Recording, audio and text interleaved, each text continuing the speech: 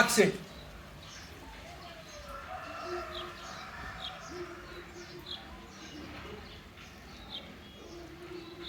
John, nakuomba usifanye hicho kitu unachotaka kufanya. Heshimu mtu yako.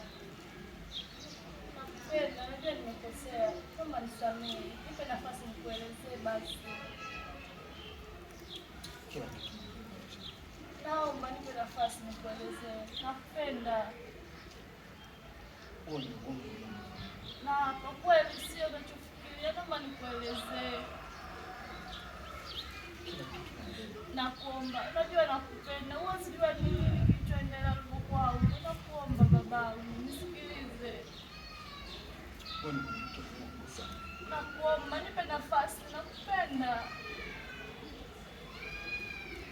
Nakuomba, John, nisikilize.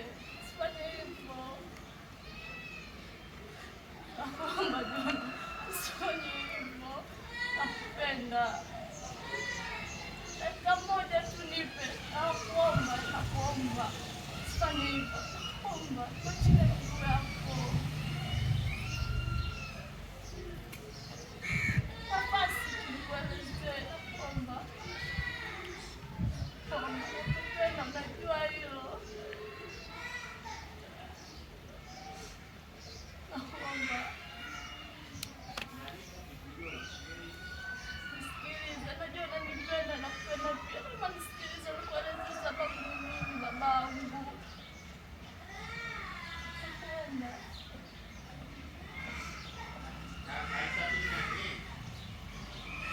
Nakuomba usifanye hivyo.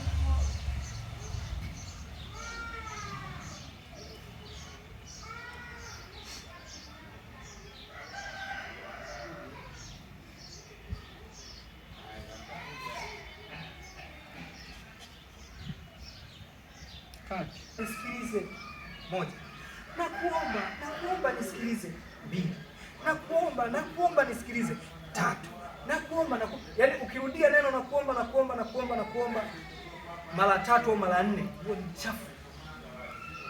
Kwenye sini yoyote utakayopewa. Yoyote. Mambo vipi? Safi. Mambo vipi?